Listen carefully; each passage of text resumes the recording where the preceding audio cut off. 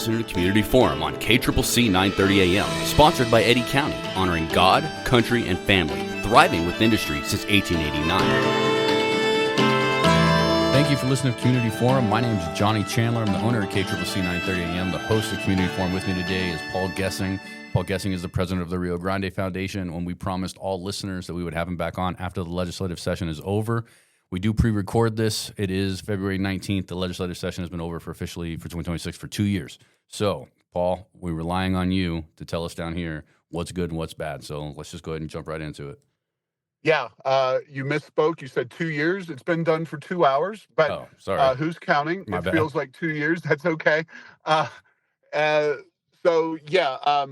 was the 30-day session, theoretically limited to the budget, but of course, numerous big issues. Just kind of for perspective, last year was a 60-day session. We had some victories like killing free paid family leave, but nothing really good happened last session. This session, a few good things happened, but I would say that just as many, if not more, impactful bad things happened. But I'm going to start with, let's talk about some of the bad things that didn't happen. So starting with that, SB 18 was a net zero bill that was theoretically going to really eliminate CO2 emissions in the state of New Mexico. By 2030, we would have had to reduce CO2 emissions by 45%, moving on to 75% in 2040, and theoretical complete elimination of CO2 emissions by 2050. This was never going to actually happen. When I testified against the bill, I said, the legislature shouldn't just set these really arbitrary and unachievable goals. They should actually focus on doing things that will reduce CO2 emissions, like implementing nuclear power into the Energy Transition Act of 2019, which does not contemplate nuclear energy as a means of that energy transition. Well, SB 18, with about a week left in the session, did fail on the Senate floor. This was the worst bill I've probably dealt with in 20 years because not only would it have been all pain, no gain in terms of the implementation, but the U.S. is reducing CO2 emissions. It has for a few decades. China, India, and other nations have been increasing their CO2 emissions quite dramatically. New Mexico is a tiny fraction of the U.S. CO2 emissions total, and it just would have never happened. So we would have really moved against New Mexico's oil and gas industry, agricultural industries, people driving cars, all kinds of stuff, and not achieved a whole lot. So that was a bipartisan vote in the New Mexico Senate, and it was a huge win for New Mexicans. So a good thing that bill did not see the light of day ultimately. Well, I do know there was a lot of, obviously, from southeast New Mexico, there was a lot of people celebrating the fact that bill did not pass, and emails floating around thanking I believe it was 6 Democratic lawmakers that voted against it in the Senate. That sounds about right. Yeah, something like that. I think it was 6. So, basically everybody down here is like, send them a gift, write them a personal thank you note, anything possible, because all we could see in southeast New Mexico was the writing on the wall for our community if this bill was to pass, even if it couldn't even happen. Just the idea that this is where the state is headed is going to turn major companies off. And so we were obviously really happy. So, but isn't that, Paul? Is that just one of these things that's going to come back every year, the way that our state is structured? Oh, you certainly have not seen the end of that bill, and especially if we have a Deb Haaland administration, there's no question that kind of policy will come back. A lot depends on the governor's race. Even Sam Bregman, who is no conservative on most issues, is, I think, more rational on energy than Deb Haaland, but Deb Haaland is perhaps even worse on these issues than Lujan Grisham. So, yeah, if she were to be elected, that's going to be just a real challenge for 4 or 8 years, depending on how long she's in office. Yeah. So, no, this concept is going to continue to come back time and time again, I believe. Yeah. No, that's I obviously felt that as well. I mean, you see the writing on the wall. If you've been paying attention for any number of years, you can see this is something they've been trying for years. Yep. Something very, very similar. And obviously, nuclear energy doesn't make any sense that we're not all about that. You're just talking a lot of sense is normal, in my opinion. So, all right, that was a bad bill that turned out to be a good thing because it did not pass. What else do you have Exactly. on the bad bills but are good because they didn't pass? Yeah, SB 17. That bill was I call it the kitchen sink anti-gun or anti-Second Amendment bill. That one was a little closer in the sense that it wound up failing in the House Judiciary Committee after passing through the New Mexico Senate. If it had gotten through Judiciary, it would have gone to the floor of the House and possibly onto final passage in the governor's desk. I believe that it died because it was overly ambitious, overly problematic from a constitutional perspective, and some voices of reason on House Judiciary said, we do not want to be saddled with lawsuit after lawsuit after lawsuit. Now, on the flip side, I could see the strategy on their on the anti-Second Amendment side being, well, we may not win this battle, but unless a judge puts a stay on implementation of this law, you could put out of business numerous gun stores in the state of New Mexico because gun stores really would have been struggling to stay alive under SB 17. Now, guns are something that we follow at the Rio Grande Foundation, but I don't pretend to be an expert on all aspects of it. But it had regulations on the management of gun stores as well as certain types of weapons, gas-powered weapons and other guns that would have been banned under SB 17. So it's really a broad, overly ambitious bill. And for that to die is a great thing. So again, I expect similar bad bills on gun rights and Second Amendment to come up again and again, depending on who's the governor. But we can live to fight another day on this one as well. Yeah, it was like the 7-day holding period was deemed unconstitutional by a judge recently. And so I always find it frustrating when governments, Democrat, Republican, Green Party, Libertarian, whatever, if they do this, I always find it frustrating when governments pass laws that they know are not going to be constitutional and then turn around and use taxpayers' funds for the lawyers to fight said law. You know what I mean? So they use taxpayer funds to pass a law. That way anybody that understands the Constitution, even a little bit, knows that that's not going to fly. And then they turn around and use our tax dollars to then fight the legislation that they implemented. It's a complete waste of money. It's a frustrating experience. I think most people are frustrated by that. Absolutely, and at least for the time being, that bill failed. So yeah, we're happy about that, but we're under no illusions that the gun grabbers are going to be happy just with the status quo. We believe that they will be back at a future date, but not in 2026. So yeah, that's good. That's good news. SB 17, real quick, if I remember correctly, me and my buddies were talking about it. It would have basically outlawed the standard like 9mm Glock that most people carry for home protection or in your car, in your glove box, because those come with, they can hold up to 18 rounds standard, based on the magazine size was a big part of a lot. And so that would literally make the most common gun that is owned by people in the state, minus like a hunting rifle or something, illegal. So that's when you think about it that way, you're like, why are you voting against what every citizen wants to have for self-protection? That's befuddling, of course. Do you have another one? Do you have a? I do. Okay. SB 235, the microgrid oversight bill. This is Senator Jeff Steinborn's legislation to essentially make New Mexico miss out on all of these data centers that are coming to the state. Now, data centers, more pluses than minuses. There are concerns and issues with them, but this one's a little more complicated than the other two, so just bear with me. Okay. So we have 2 data centers going in southeast New Mexico, one in Roswell, one in Lee County. Then we have Santa Teresa, which has one that's going up right now that I believe is under construction. And then there's Facebook, which is essentially doubling the size of its facility in Los Lunas. These data centers require a massive amount of energy. And New Mexico, last session, kind of under the radar, not really something that we all really looked at very closely. We were busy with paid family leave and other bad ideas last session.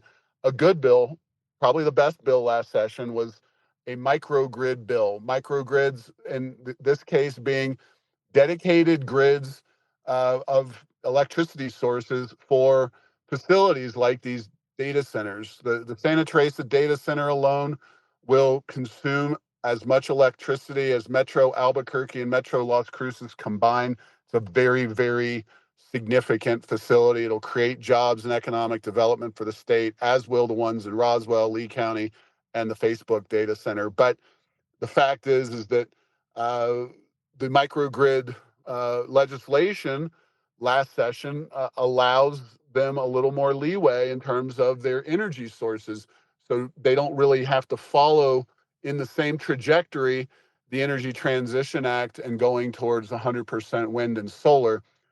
Now, what that ultimately looks like once these facilities are built, and say worst case scenario, Deb Holland comes in, how that's all going to work out. I think Deb Holland is, probably going to still have something to say about these facilities, but that's an issue for another day. This bill would have essentially forced them to use the wind and the solar and the sun, or the batteries, and it would have, I think, chased all these data centers out of the state of New Mexico. Now, that bill passed the Senate and failed in the House.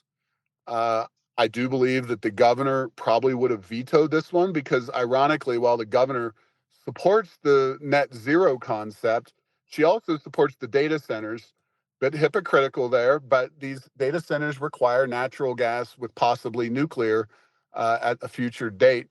And if you don't have those sources of electricity available on those microgrids, those data centers, I just don't think they can work here in New Mexico. Right. The Well, water issue is a separate issue, and yeah. that unfortunately was not addressed also in the legislative session. But that's something that does need to be addressed, is the water, and hopefully using produced water from the oil and gas sector to cool these data centers. But the good news is HB or SB 235, the microgrid oversight bill by Jeff Steinborn, did fail.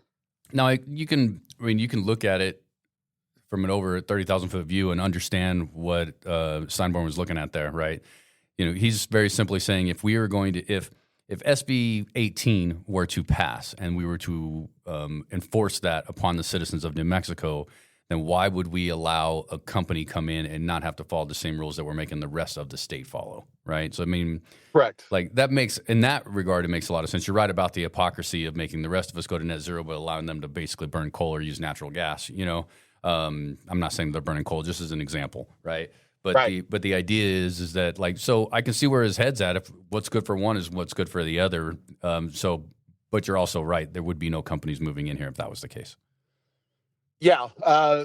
Not to confuse things, but kind of a form of the nuclear option, in the sense that everybody blows up if the data centers go away and the microgrid oversight bill that he wanted passed. I understand his logic, but his logic isn't really about fairness.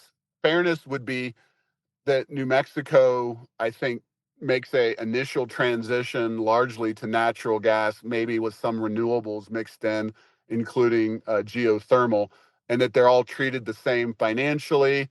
There's no subsidies for one or the other like we have right now for wind and solar, Right. and that you have nuclear added to the mix as well. And that's the ultimate transition, is to nuclear power. But yes, Steinborn is doing this out of a radical environmentalist perspective, where he sees somebody escaping the crab pot and he wants to bring them back into the crab pot of the failed Energy Transition Act. So we're, unfortunately, the rest of us are stuck in the Energy Transition Act. We're going to continue to see our electricity prices go up in the state of New Mexico, but not because of the microgrids, microgrids, the data centers, as is happening in so many other states, but because of the forced shift to so-called renewables. So it's it's a complicated thing. Again, I expect that the environmentalists are not going away when it comes to this issue. I think they were caught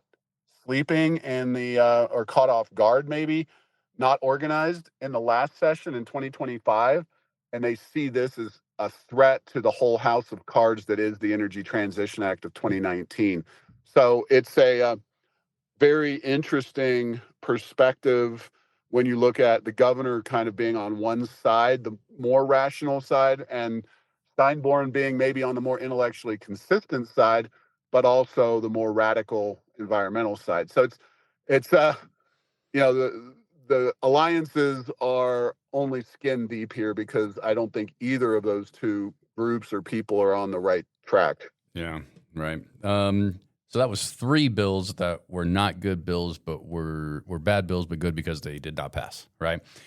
Correct. Yeah, and there's plenty of others. Yeah, I'm sure there's a lot more. But we can move on to the best thing that happened this legislative session.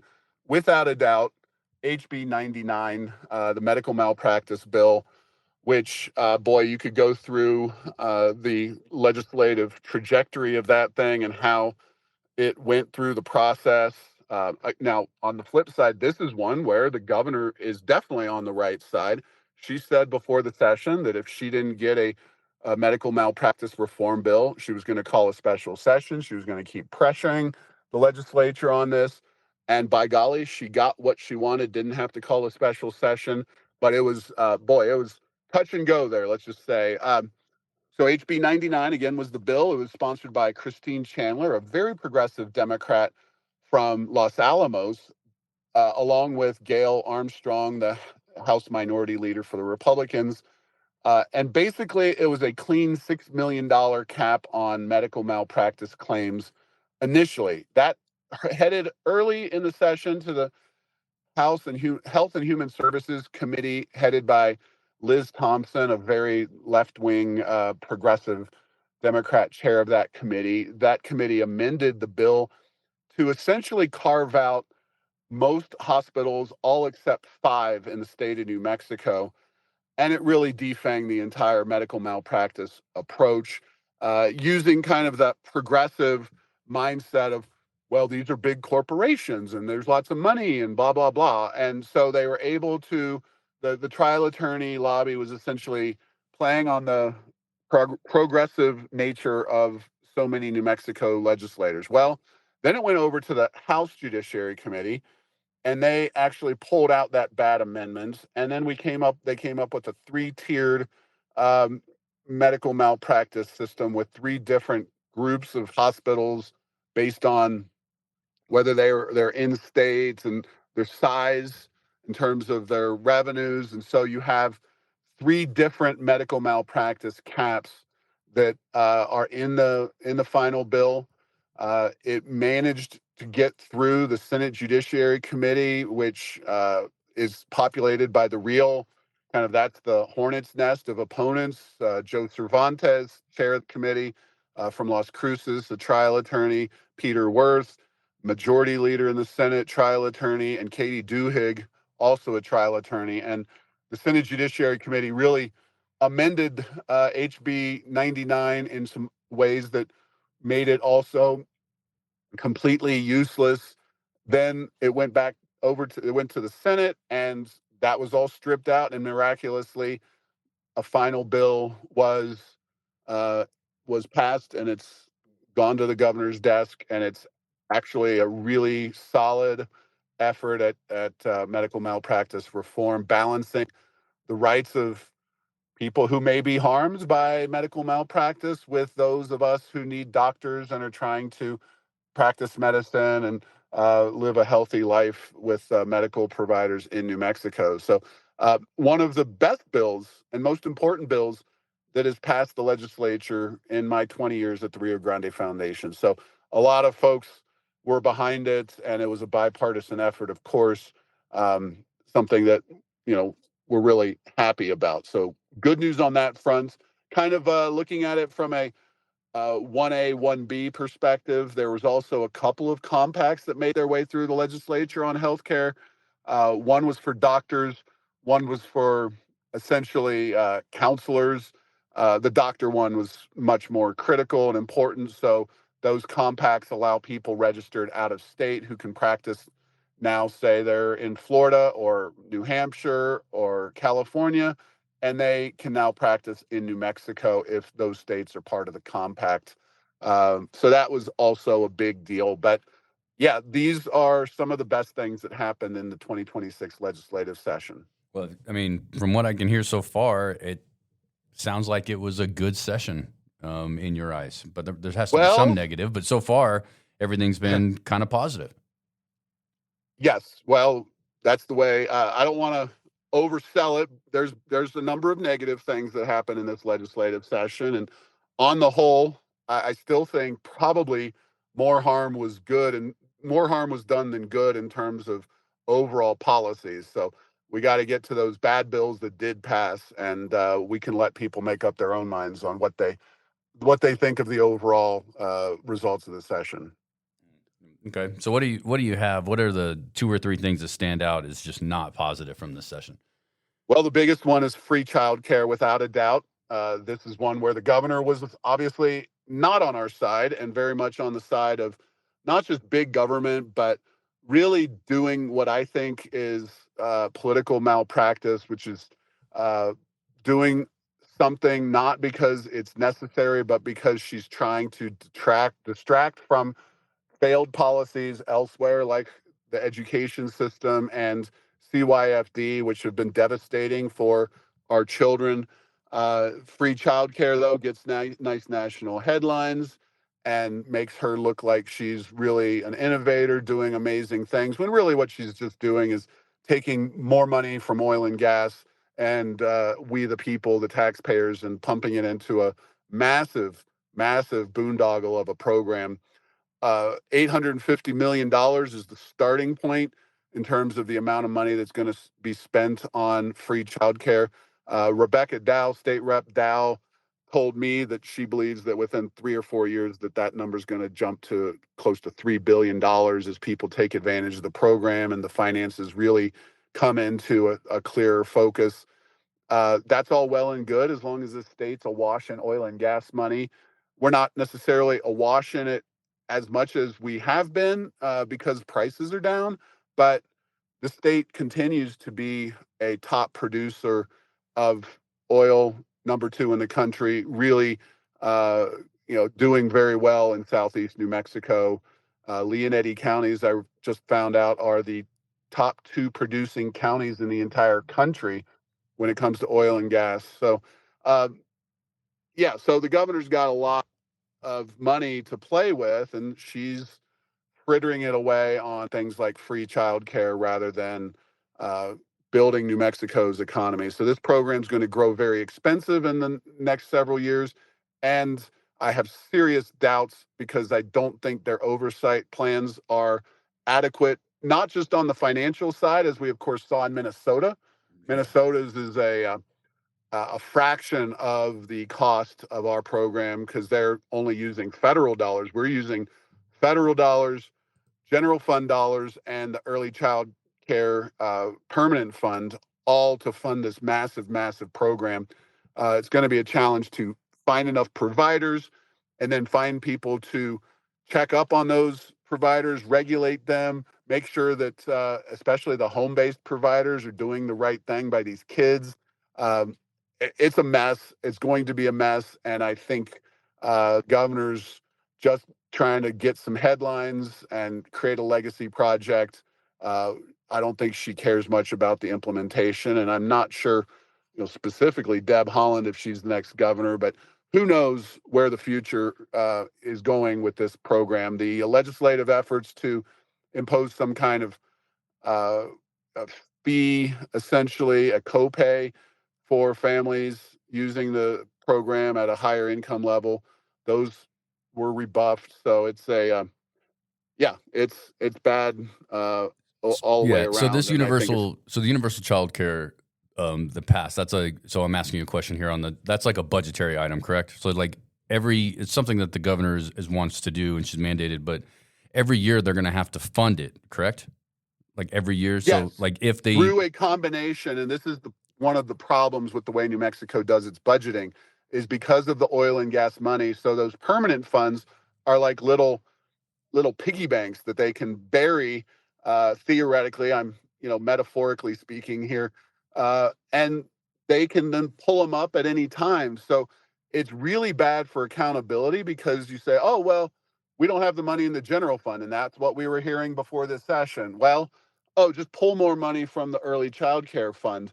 And for years, I was told by Republicans that these early child care, not early child care, but these permanent funds of all kinds, which we now have over $70 billion in as a state, the combined total of them, that these were a great achievement of the state of New Mexico. Well, they are really just spending, and spending that's almost looked at as off the books by the legislature, and they're kind of secret stashes, secret piles of money that they can bring out whenever they want to do something.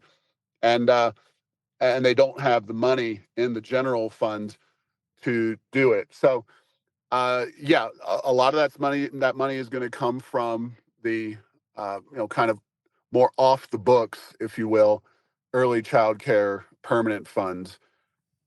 Yeah, so I guess my point is if the legislature decides next year or in 3 years not to fund, only to fund up to a certain amount, then they've essentially killed universal child care without ever having to pass legislation to do so.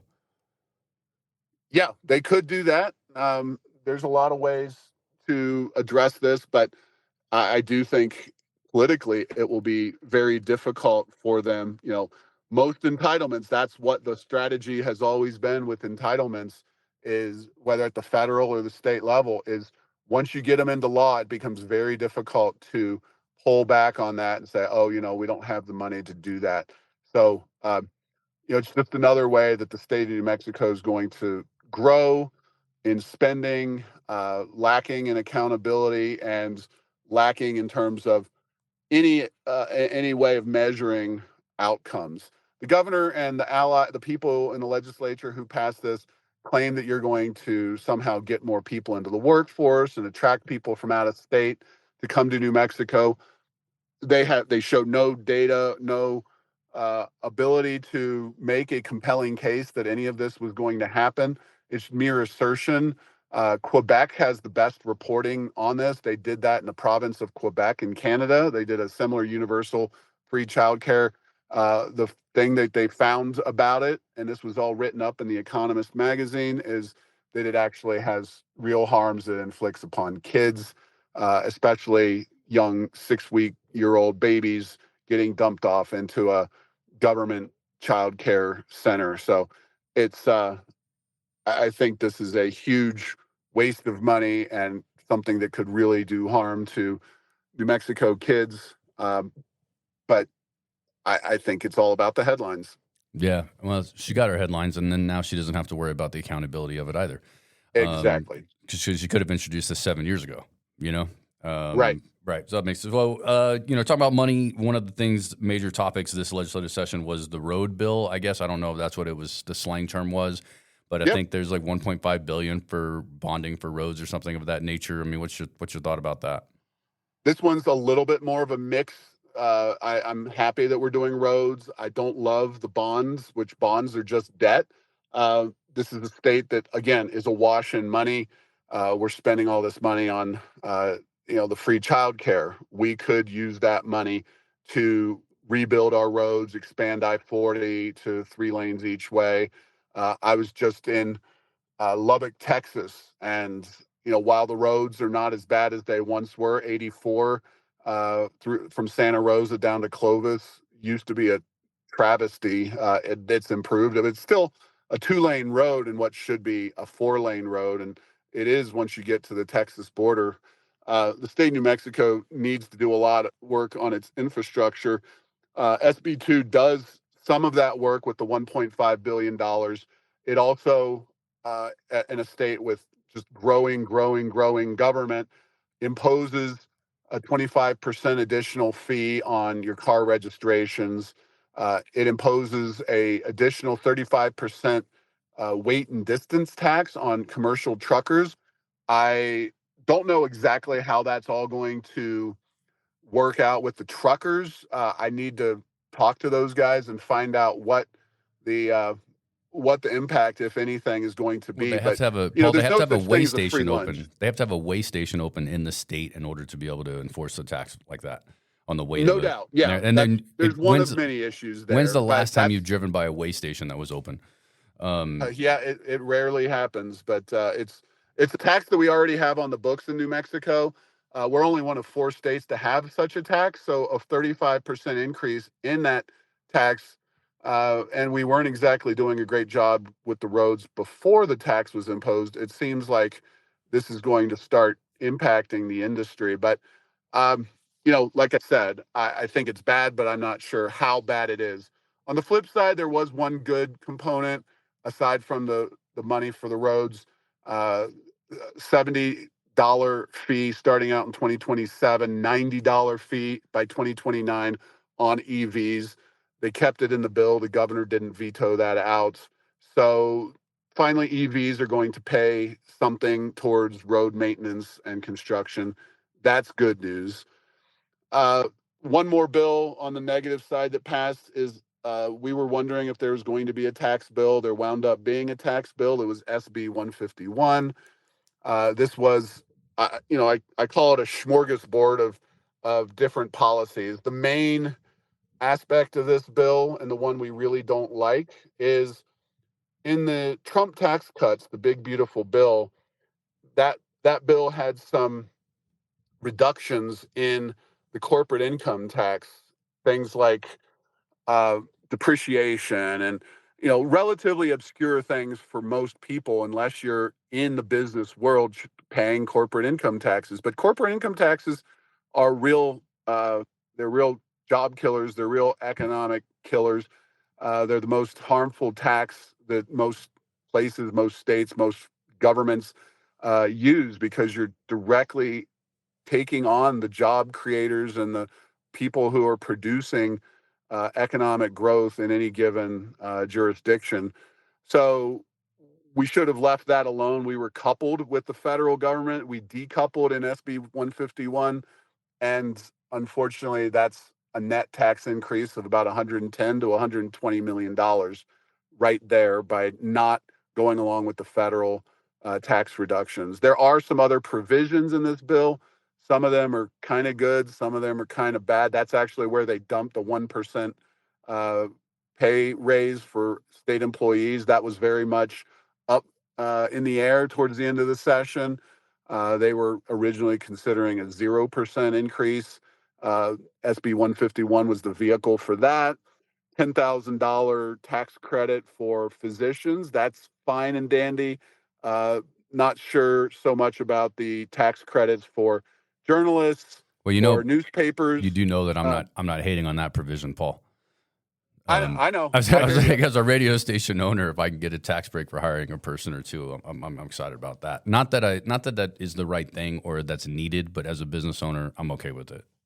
Oh yeah. No, I respect that. And even if I disagree with certain aspects of these bills, if I'm able to, for example, I have 3 children, and even though I think the free college that the governor went for and pushed was a total boondoggle, I'm going to use that for Yeah. my children because it's a good way to save me money and get something out of this state, which has a tendency to just take, not so much on the cutting taxes, giving Right. economic growth and development. Yeah. Well, Paul, we're at 33 minutes. I've got time for you to kind of sum it up for us and plug all the outlets where people can follow you guys. Yeah, those are the main bills. The other one was HB 9 that got rid of the ICE facilities and about 1,000 jobs. That's going to be a big blow to those communities. Torrance County, Otero County, Cibola County, right? McKinley County is one. Okay. That's a bad one. But go to the Freedom Index, Yeah. Rio Grande Foundation.org. That's where we track and rate all the bills and all the legislators. Uh, Probably by the time this comes out, we'll have that thing completely finalized. We do this in real time. We try to keep on top of the legislative process. It was actually relatively simple this session. The 30-day session didn't have quite as much of a just onrush of bad ideas or just bad bills, good bills, whatever. There's there are limits in a 30-day session. The 60 days can have just a pile of bills that we have to go through. So the Freedom Index is basically done for all intents and purposes. Go to riograndefoundation.org and check out our work there and at Heirs of Enchantment, where we write a lot about the bills. And I already did a post about the good, bad, and the ugly of this legislative session, discussing and providing links to explain some of the things that we just discussed in this conversation. So impactful 30-day session. I still think that on the whole, more harm than good, but it's good to see some actual good on a critical issue like medical malpractice happen. So we're pleased by that. But we need a mindset shift in the state of New Mexico, and we'll have to work on that for November. All right. Well, Paul Gessing, president of the Rio Grande Foundation, let's try to have you on in about a month to see what you guys are working on then and what you're preparing for in the future, because the state never stops. And you and I probably really do need, when we get some more time, we need to talk about the constitutional amendment we're all going to get to vote on in November as well. Yes, so, whether we get to pay legislators. Right, yeah.